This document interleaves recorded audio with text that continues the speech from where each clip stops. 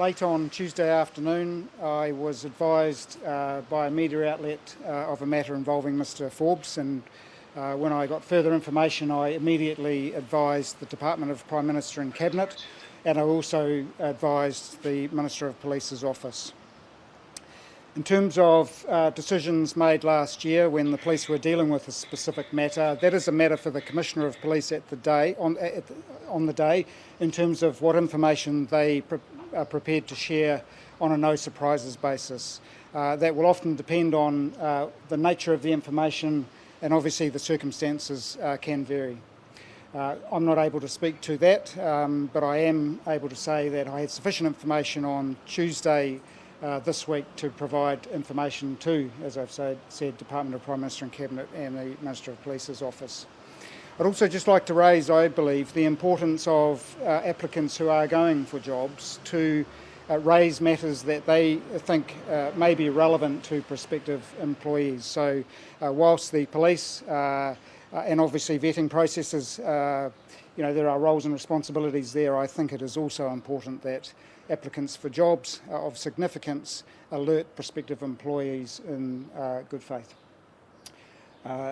That's all from me. Any questions? Commissioner, whose failure is this? Is this your agency's failure or another agency's failure? Because how is it the case that a journalist is letting the Prime Minister's office know this? Yes, look, I can't comment on, as I say, the decisions made last year.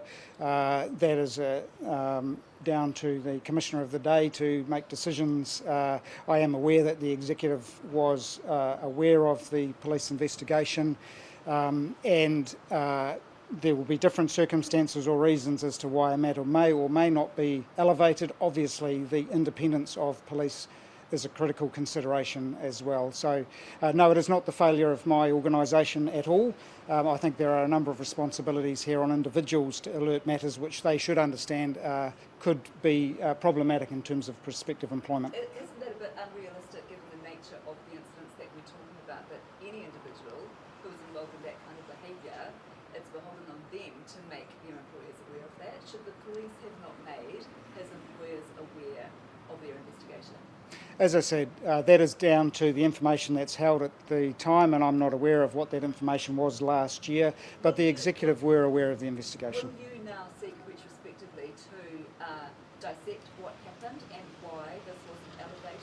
Well, I understand there will be a deep dive into circumstances involving this particular matter, and of course the police will cooperate and assist with those inquiries. I don't mean cooperating with the Department of Internal Affairs deep dive, I mean the police having their own deep dive into what went wrong. As I've said, that is a matter for the Commissioner of the day, and when I became aware of this situation for the first time late on Tuesday this week, I immediately advised Department of Prime Minister and Cabinet and also the Minister of Police's office.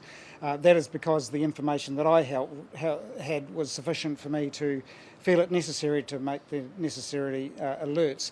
I cannot speak for the decisions made last year by the Executive who were aware, and I do reinforce the independence of police in dealing with these matters.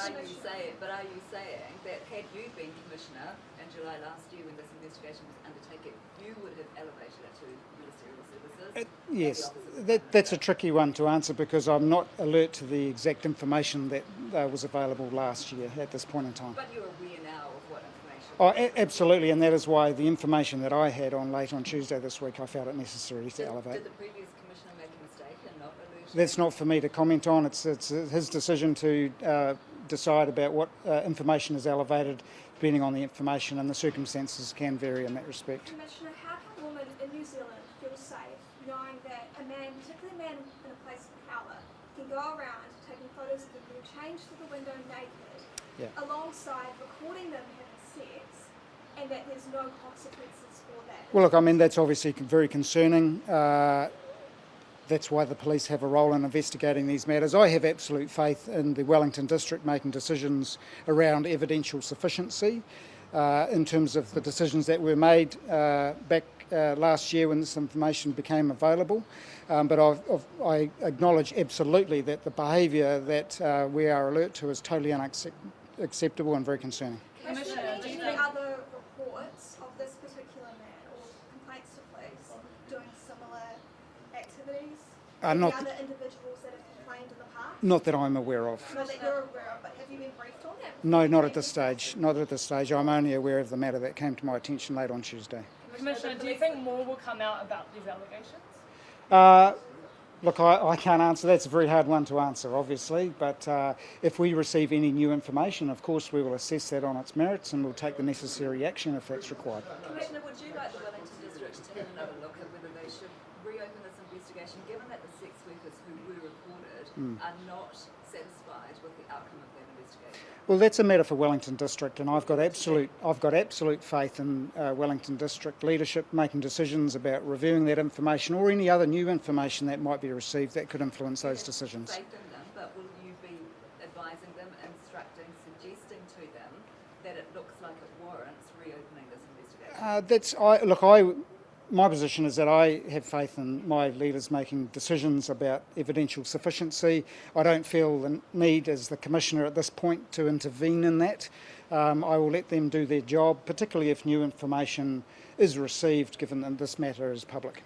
Can you understand, with your knowledge of policing and investigations, how it did not reach an evidential or criminal threshold to warrant charges when there was filming and possession of intimate visual recordings, which are illegal under the Crimes Act? Yeah, look, I have faith in the decisions that have been made based on the information that has been available to the investigation team or the district crime manager in Wellington. I have faith in them being able to make decisions based on that information. If we get new information coming available as a consequence of this now being out in the public arena, then we'll assess that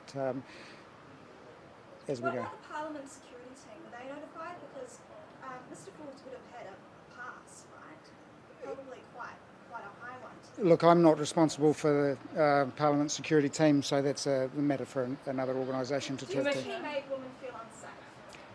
Well, I don't know. I can't comment on that. I'm sorry. I don't. Commissioner, did police speak to Forbes at all before his investigation was closed? Yes, police did.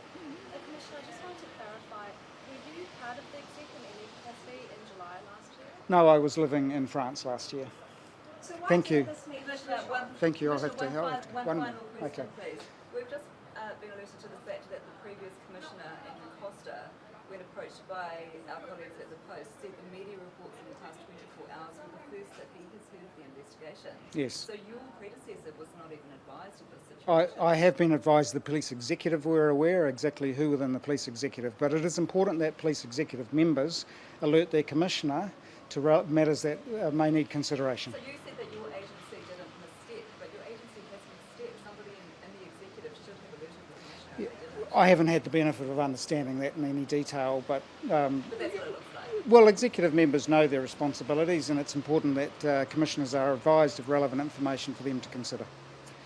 So why didn't this meet the threshold for a proper investigation or charges? Look, I can't comment on the details of the investigation itself. I need to rely on my Wellington District team to make those decisions. Yeah, thank you. Commissioner, if I Thanks. just ask one more, sorry.